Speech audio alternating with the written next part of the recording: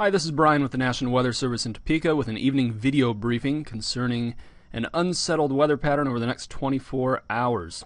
Now, for this evening into the remainder of tonight, we do expect thunderstorms to develop once again. We had one round of thunderstorms earlier this afternoon, but we do expect more. The best chance for those storms is probably going to come between about 10 p.m., maybe through 4 or 5 a.m. Could see a few earlier, could see a few even lasting into the morning hours on Thursday, especially in east central Kansas.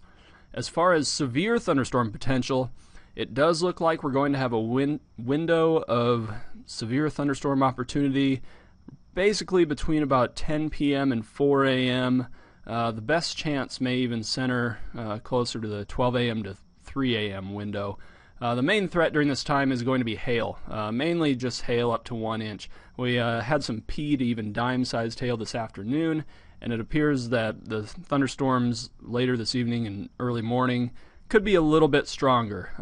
Now, there is an outside chance that we could see one or maybe two storms drop some hail slightly larger than that, so just something to keep in mind. Then the situation shifts. We're actually going to be talking about snow, very strong winds late tonight into Thursday. Now, these conditions are going to move in from west to east, so areas out around Concordia are going to see this initially, and then over towards Marysville, Manhattan, and Abilene, and eventually over toward Topeka, Kansas City, perhaps even as far south as Garnett.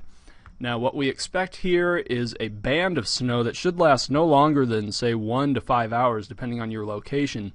But within this band, we expect periods of very heavy snow, probably exceeding 1 inch per hour at times, potentially approaching 2 inches per hour, although it may not last for very long. So even though we're going to see these very heavy rates, it may not actually last long enough to accumulate on the ground, especially with the warm temperatures.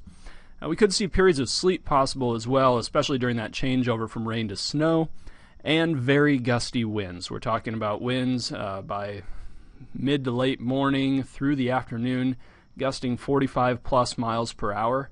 That's really going to blow that snow around, and when it does come down heavy, your visibility is going to be reduced. And then, at the very least, we're looking at some slushy roadways, and areas especially farther north will probably be seeing some snow-covered roads.